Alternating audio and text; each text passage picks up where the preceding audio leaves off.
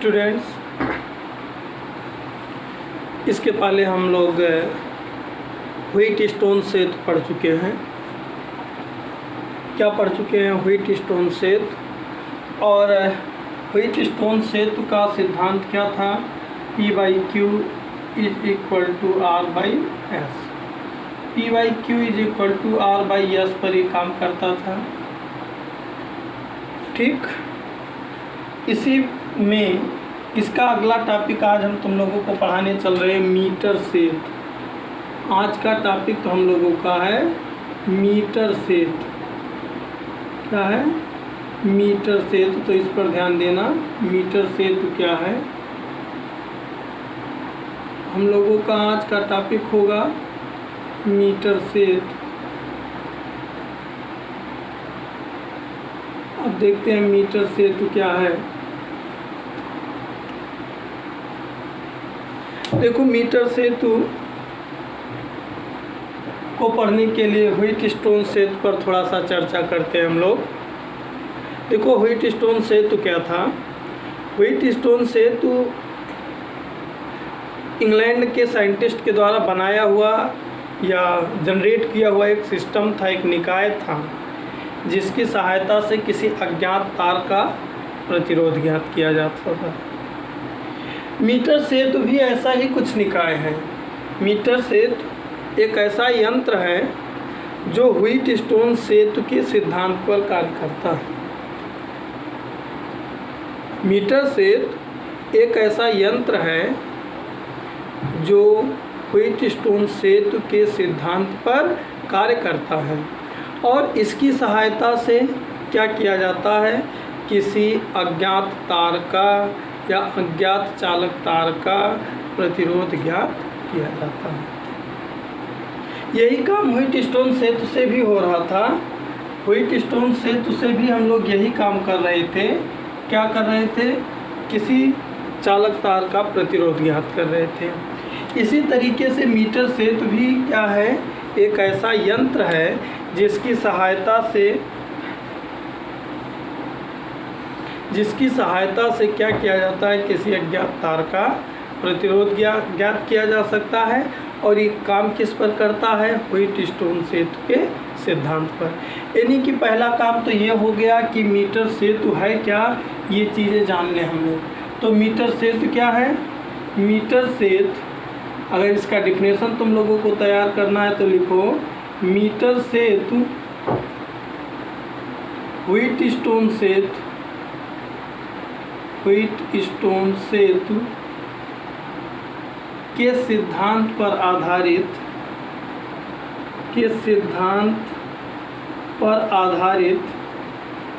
एक ऐसा उपकरण है,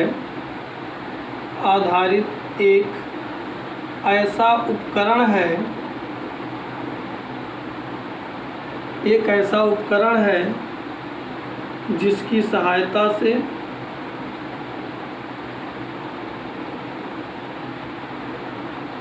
जिसकी सहायता से किसी चालक तार का प्रतिरोध ज्ञात किया जाता है। चालक तार का प्रतिरोध ज्ञात किया जाता है।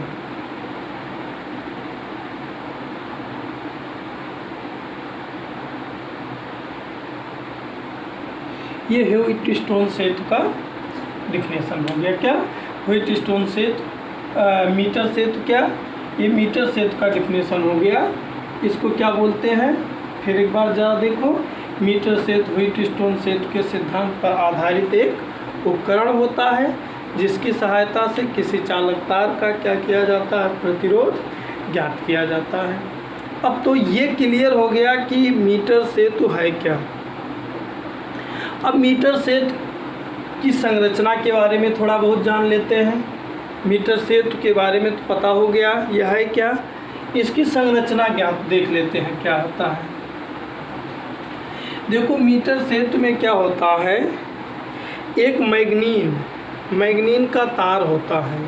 ध्यान देना, बहुत बारीकी से ध्यान देना। अब यहाँ पर इसकी संरचना बहुत, अगर फिगर बनाते समय देखोगे तो बहुत अच्छे से समझ में आ जाएगा। मीटर सेतु में क्या होता है, यहाँ पर ध्यान दो, मीटर सेतु में पहले ध्यान दो, एक मैग्नीन का तार होता है। क्या होता है? एक मैग्नीन का तार होता है जिसकी लंबाई 1 मीटर लेते हैं। 1 मीटर लंबा क्या ले लेते हैं? मैग्नीन का तार। इसका मतलब ये जो तार है, इस तार AC की लंबाई कितनी है? ये जो तार AC हम लिए हैं, इसकी लंबाई कितनी है? 1 मीटर। तो इसको हम 100 सेंटीमीटर भी तो लिख सकते हैं। संरचना पर हम बात कर रहे हैं, बहुत ध्यान से देखना। इसमें क्या होता है? एक मैग्नीन का तार होता है। ध्यान देना, मीटर सेतु में क्या होता है? एक मैग्नीन का तार होता है जिसकी लंबाई 1 मीटर होती है। इसको क्या करते हैं? किसी लकड़ी के फ्रेम पर कसा होता है। जैसे कसा कैसे होता है समझो। जैसे मान लो ये लकड़ी का कोई बोर्ड है, जैसे मान लो ये लकड़ी का कोई क्या है? बोर्ड है, और इसी पर एक ऐसे तार क्या कर दिया गया हो? कस दिया गया हो। एक यहाँ पर पेच लगाकर और उसको खींचकर यहाँ एक पेच लगाकर कस दे। ठीक, तो ऐसे क्या होता है? मीटर सेतु में एक लकड़ी का पैमाना होता है, मीटर पैमाना। उस मीटर पैमाने पर क्या होता है? एक मैग्नीन का 1 मीटर लंबा तार, मैग्नीन का 1 मीटर लंबा तार कसा होता है। ठीक, अब आगे ध्यान दो। उसके बाद क्या होता है? इस जो मैग्नीन का तार AC लिए है, इसके दोनों सिरों पर A और B पर एक देखो L टाइप का, ध्यान देना, ऐसे L टाइप का तांबे की पत्ती होती है। L टाइप का ऐसे। इस L टाइप के पत्ती में 2 छिद्र होते हैं जिसे कहते हैं संबंधक पेच। एक नीचे होता है और एक ऊपर। इसको हम क्या कहते हैं? L टाइप की तांबे की पत्ती। ये क्या है? L टाइप की तांबे की पत्ती है। क्या है? L टाइप की तांबे की पत्ती, जिसके दोनों सिरों पर ये पेच लगा है, जिसको हम नाम देते हैं संबंधक पेच। मैग्नीन के तार AC के दोनों सिरों पर ऐसे L टाइप के क्या होते हैं? 2 तांबे की पत्तियां लगी होती हैं, L टाइप की। क्या? L टाइप की ऐसे 2 पत्तियां लगी होती हैं। अब यहाँ से बहुत बारीकी से देखना, A पर भी ऐसे लगी होती हैं, और इसमें ना देखो 2 संबंधक पेच लगे होते हैं, एक यहाँ और एक यहाँ। संबंधक पेच का काम होता है इसको कसने के लिए। ऐसे इधर भी L टाइप की एक पत्ती लगी होती है। ऐसे इधर भी L टाइप की एक पत्ती लगी होती है, किसकी? तांबे की। L टाइप की एक पत्ती लगी होती है, इसमें भी 2 संबंधक पेच होते हैं। अब देखो मैं संरचना में कहाँ तक हम पहुँच गए? मीटर सेतु की संरचना में एक मैग्नीन का तार, 1 मीटर लंबा मैग्नीन का तार होता है जो किसी लकड़ी के मीटर पैमाने पर कसा होता है, और मैग्नीन के तार के दोनों सिरों A और C पर L टाइप के, क्या? L टाइप के तांबे की 2 पत्तियां लगी होती हैं, जिनके दोनों सिरों पर संबंधक पेच लगा होता है। अब देखो ये L टाइप पत्ती और ये L टाइप पत्ती लग गई, और देखो एक और पत्ती होती है जो सीधी होती है। ये जो सीधी पत्ती होती है, इसमें 3 संबंधक पेच लगे होते हैं। इसमें क्या लगे होते हैं? 3 संबंधक पेच। और इस तांबे की पत्ती को क्या करते हैं? L टाइप के दोनों पत्तियों के बीच में जो गैप है, देखो यहाँ से यहाँ तक गैप था ना, दोनों तरफ थोड़ा थोड़ा गैप छोड़कर लगा देते हैं। देखो आधा संरचना पूरा हो गया, बहुत ध्यान से देखना।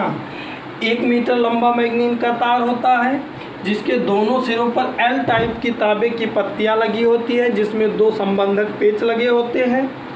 L टाइप के तांबे की पत्तियों के बीच जो रिक्त स्थान होता है जो गैपिंग होता है उस गैपिंग में क्या करते हैं, एक और तांबे की पत्ती जिसमें 3 संबंधक पेच लगे होते हैं उसको दोनों तरफ कुछ रिक्त स्थान छोड़कर लगा देते हैं। अब आगे देखो, ये यहाँ पर जो रिक्त स्थान बचा है ना, इस रिक्त स्थान में एक प्रतिरोध बॉक्स जोड़ देते हैं। इस रिक्त स्थान में क्या करते हैं, एक प्रतिरोध बॉक्स जोड़ देते हैं। क्या जोड़ देते हैं, एक प्रतिरोध बॉक्स, और जिसका प्रतिरोध कैपिटल R मान रहे हैं। क्या जोड़ देते हैं, ये प्रतिरोध बॉक्स।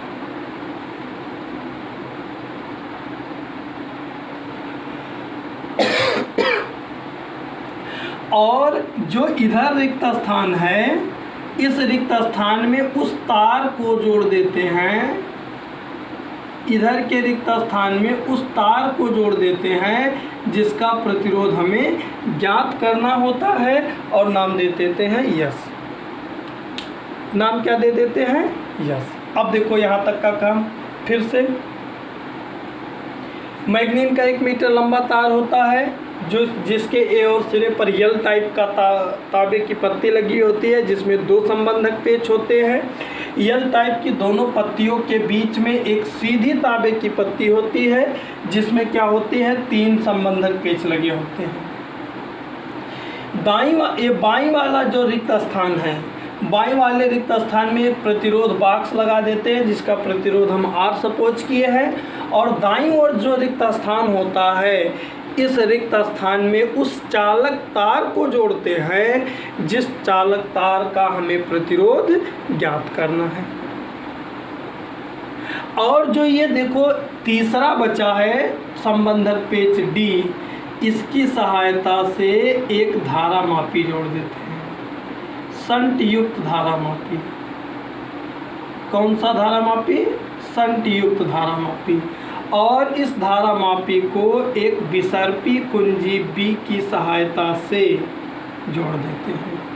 ये विसर्पी कुंजी B की सहायता B की खासियत देखो, ये B ऐसा है विसर्पी कुंजी कि जो मैग्नीन के तार AC पर हम खिसका सकते हैं। ये ऐसी कुंजी है जैसे अब इसको पकड़कर हम इधर ला सकते हैं, इधर ला सकते हैं। संरचना कंप्लीट। फिर से संरचना में देखो, मैग्नीन का 1 मीटर लंबा तार होता है जिसके दोनों सिरों पर 2 यल टाइप के तांबे की पत्तियां लगी होती हैं जिसमें 2 संबंधक पेच होता है, तथा एक तीसरी पत्ती जिसमें 3 संबंधक पेच होते हैं। यल टाइप के तांबे की पत्तियों के बीच के रिक्त स्थान में दोनों तरफ कुछ रिक्त स्थान छोड़कर लगा देते हैं। बाईं ओर के रिक्त स्थान में प्रतिरोध बॉक्स और दाईं ओर के रिक्त स्थान में उस तार को जोड़ देते हैं जिसका हमको प्रतिरोध ज्ञात करना होता है। और जो ये तीसरा संबंधक पेच D है, इसकी सहायता से शंट युक्त धारा मापी को एक विसर्पी कुंजी B से जोड़ देते हैं। यह विसर्पी कुंजी B चालक तार AC पर आसानी से खिसकाया जा सकता है। अब देखो, अब इससे हम अज्ञात तार का प्रतिरोध कैसे निकाल लेंगे। तो ये देखो, अज्ञात तार का प्रतिरोध हम पहले ही बता दिए हैं कि यह जो है व्हाइटस्टोन सेतु, ये मीटर सेतु व्हाइटस्टोन सेतु के सिद्धांत पर कार्य करता है जो है P/Q बराबर R/S, इस पर काम करता है। तो देखो, यहाँ प्रतिरोध R है, यहाँ प्रतिरोध S है। देखो, अब यहाँ पर प्रतिरोध ज्ञात करना हम काम, अभी देखो इसका तो थोड़ा सा पार्ट बाकी है। और इस तांबे की पत्ती तांबे की पत्ती देखो, संरचना में अभी सेल जोड़े ही नहीं। तांबे की पत्ती जो है ना, इस तांबे की पत्ती में यल टाइप की जो है, इसमें एक बैटरी और एक धारा नियंत्रक, एक बैटरी और एक धारा नियंत्रक, एक क्या धारा नियंत्रक जोड़ देते हैं। ये धारा नियंत्रक का सिंबल है। धारा नियंत्रक और कुंजी के जोड़ देते हैं। ये तो काम किए ही नहीं, अभी धारा कहाँ से प्रवाहित करते हैं। ये संरचना में ये भी होगा, ये कुंजी है और ये क्या है, धारा नियंत्रक। और लास्ट में संरचना में ये भी जोड़ दो कि तांबे की दोनों यल टाइप की पत्तियों के बीच एक बैटरी धारा नियंत्रक और कुंजी को जोड़ देते हैं। अब देखो इससे प्रतिरोध का, इस अज्ञात तार का प्रतिरोध कैसे निकालते हैं। तुम लोगों को मालूम, हम एक प्रतिरोध बॉक्स लगा दिए और उस यहाँ पर उस तार को जोड़ दिए हैं जिसका हमको प्रतिरोध ज्ञात करना है। अब देखो तार का प्रतिरोध निकालने का काम, सबसे पहले हम क्या करते हैं, कुंजी को ऑन करके इस परिपथ में धारा प्रवाहित कर देते हैं। इस पूरे निकाय में सबसे पहला काम होता है कुंजी के को ऑन करके धारा प्रवाहित कर देना। अब इस प्रतिरोध बॉक्स में से कोई एक प्रतिरोध निकाल लेते हैं। उचित प्रतिरोध निकालने के बाद इस विसर्पी कुंजी को तार मैग्नीन के तार AC पर टच करते हैं। मैग्नीन के तार AC पर अगर टच करने पर धारा मापी विक्षेपित हो जाती है। मैग्नीन के तार पर टच करने पर अगर ये धारा मापी विक्षेपित हो जाती है तो इसका मतलब ये है कि ये जो निकाय है ये संतुलित नहीं है। ध्यान दो, हम क्या कहे, हम ये कहे तुम लोगों से कि अगर हम इसमें धारा प्रवाहित करें और प्रतिरोध बॉक्स से कोई एक प्रतिरोध निकाल लें और फिर क्या करें, इस धारा मापी से जुड़े हुए विसर्पी कुंजी B को तार AC के किसी बिंदु पर टच करें। टच करने पर अगर धारा मापी में किसी प्रकार का कोई विक्षेप उत्पन्न होता है तो इसका मतलब ये है कि यह निकाय संतुलन की अवस्था में नहीं है। तो जब ये संतुलन की अवस्था में नहीं है तो क्या करेंगे, इस विसर्पी कुंजी को तार AC पर आगे पीछे खिसकाएंगे। खिसका कर ऐसे पोजीशन को प्राप्त करेंगे कि धारा मापी में कोई विक्षेप उत्पन्न ना हो। जब हम धारा मापी के कोई विक्षेप उत्पन्न ना हो इस स्थिति को प्राप्त कर लेते हैं तो वह संतुलन की अवस्था में खो जाता है। अब देखो, मान लो B बिंदु पर वो संतुलन की अवस्था में आ गया तो अब देखो फिर मैथमेटिकल पार्ट आ गया। हमने मान लिया पहले ही मैग्नीन का तार 100 सेंटीमीटर का है, हमने मान लिया ये लंबाई L है। बिंदु A से L दूरी पर, कितनी दूरी पर, L दूरी पर ये संतुलित है। तो जब पूरी तार की लंबाई 100 सेंटीमीटर है और ये L सेंटीमीटर है तो ये दूरी कितनी होगी, 100 माइनस L। 100 माइनस क्या होगी, L। अब देखो ये जो मैग्नीन का तार था ये बीना, ये दो भागों में बट गया। ये मैग्नीन का तार जो AC था ये दो भागों में बट गया। पहला भाग AB है और दूसरा भाग BC है। हमने ये सपोज कर लिया कि अब ये जो भाग AB है इसका प्रतिरोध कैपिटल P है और जो ये भाग BC है इसका प्रतिरोध कैपिटल Q है। क्या है, कैपिटल Q है।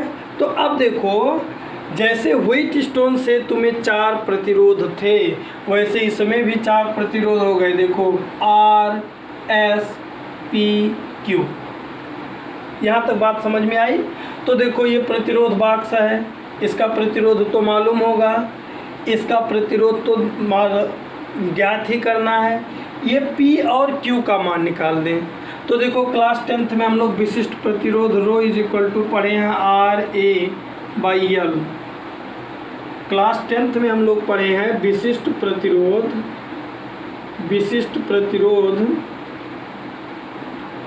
रो इज इक्वल टू RA/L। तो यहाँ से अगर R का मान निकालें तो रो L/A आएगा कि नहीं आएगा, हम लोग क्लास 10th में पढ़े थे विशिष्ट प्रतिरोध रो इज इक्वल टू होता है आर ए बाई एल। तो यहाँ से R is equal to rho into A by L आएगा कि नहीं। इसी टेक्निक का उपयोग करके हम चालक तार के मैग्नीन के तार के ए बी भाग का प्रतिरोध निकाल देंगे और बी सी भाग का प्रतिरोध निकाल देंगे। देखो कैसे। चालक ए बी भाग का प्रतिरोध ए बी भाग का, देखो ए बी भाग का प्रतिरोध निकालें अगर हम, तो ए बी भाग का प्रतिरोध तुम लोगों को क्या है, P है। P is equal to formula क्या होता है, rho L by A. Rho P is equal to क्या आएगा, रो एल बाई ए। ठीक। अब देखो इसी तरीके से भाग BC का प्रतिरोध निकाल दो। BC का प्रतिरोध capital Q is equal to rho तो बदलेगा नहीं क्योंकि दोनों तार एक ही है। ए भी नहीं बदलेगा क्योंकि जो मैग्नीन का तार है समान मोटाई का होगा।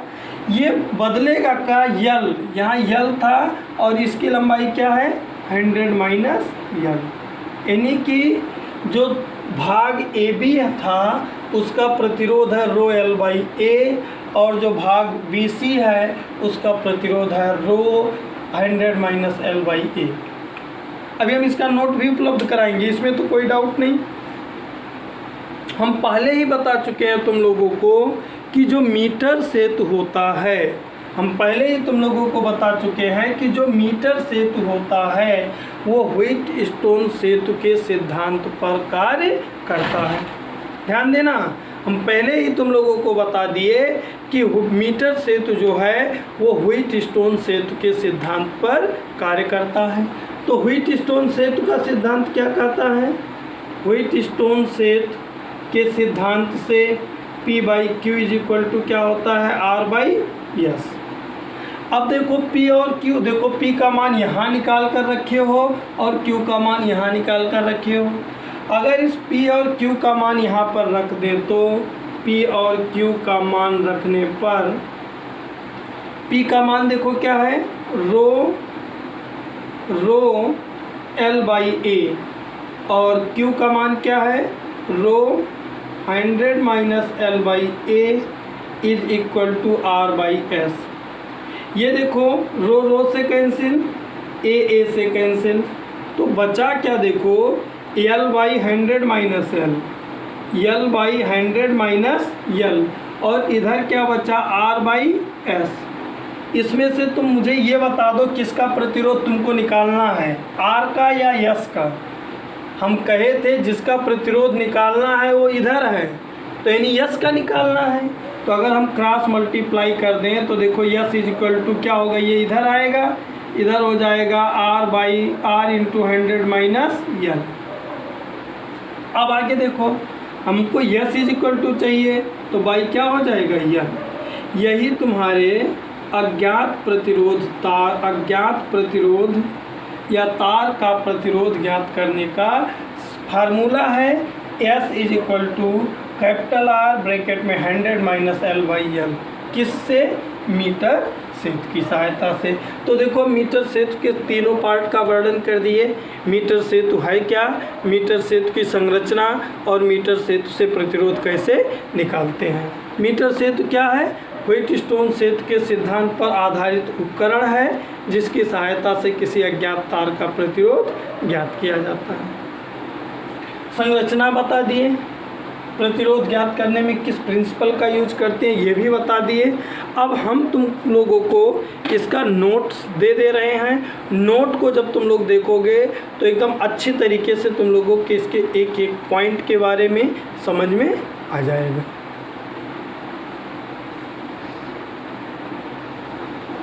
ये तुम लोगों के मीटर सेतु का नोट है। जो कुछ वीडियो है उसको देखने के बाद जब ये नोट लिखोगे तो ये नोट तुम लोगों को बहुत अच्छी तरीके से समझ में आएगा। इसके साथ तुम लोगों का ये नोट पूरा कंप्लीट हुआ। अब जब मेरी इस वीडियो को देखने के बाद ये नोट पूरा लिखोगे समझोगे तो तुम लोगों को इसके हर एक टॉपिक अच्छे से समझ में आएंगे। और ये ध्यान देना कि ये एग्ज़ाम के लिए काफ़ी इम्पॉर्टेंट टॉपिकों में से एक है।